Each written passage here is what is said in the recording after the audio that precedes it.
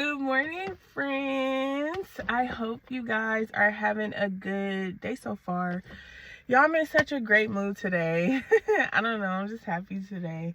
But I wanted to get on here because I still wanted to put out that graveyard rituals video for you guys. So I'm gonna do it today and just kind of give the symptoms of it, my experience, and what I went through when I went through it, so you can kind of see like what to look out for, what things to pay attention to, so that you are under affliction.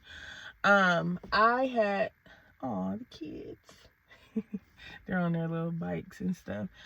So also I just wanted to say, some people can see in the spirit. So if you are watching a video and you are having ill intentions or something, people can see that, and I don't got no beef with nobody, but just know people can see how you really feel when you are watching a video of somebody. And you may not know these people, you may not know them, you trigger them, so it is what it is. I just wanted to put that out there. But so graveyard rituals, so this is basically spell work I'm going to talk about that messes with your mind, affects your mental, because as a seer, as being prophetic, your mind, because you can see in the spirit and stuff like that, people will try to mess with your mind. So somebody may pay a spiritualist, or somebody that's afflicting you with witchcraft will try to mess with your mental.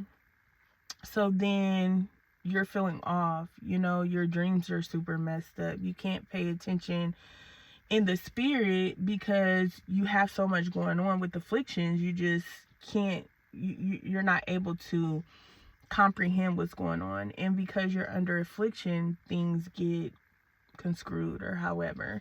But what happened to me was, I was in the bathroom. I'm really bubbly, y'all. So when I'm in the bathroom, I'm dancing with my music. Like, my son be just laughing at me half the time. He's like, what is going on, Mom? But I'm super, like, that's how I am. So this was at about midnight, 12:30, around there. All of a sudden, I got this sensation, this tingling feeling. So pay attention to that, because you will also feel like a tingling come over your body. That is when the spell work is being done. So that's when the actual spell work's being done. All of a sudden, I went blank. I got confused. So my mind was almost like zombie-like, if that makes sense to you guys. It was like I didn't know where I was at. I felt like I forgot who I was as a person. I just didn't remember anything. So the only thing I could do was sit on the bed. The one thing I did remember, though, is to call on God. I was like, Lord, I was like, help me. I don't like this feeling. Jesus, please help me. I was praying. And I had to go through it because of training purposes. So, I could, help the next person realize and see the symptoms of it and stuff like that. But I just sat on the edge of the bed. This type of spell work will make you just want to lay in the bed all day. Thankfully, my son wasn't there that weekend. He was at his dad's. So I kind of had a little bit of, leeway on that. But you will sit there, like, all I could do was lay in the bed. That whole night I laid in the bed until morning because I had to go to church. Now, I did wake up in the morning. Another symptom that I had was nauseousness. I felt very, very nauseous, and I still felt that confused feeling.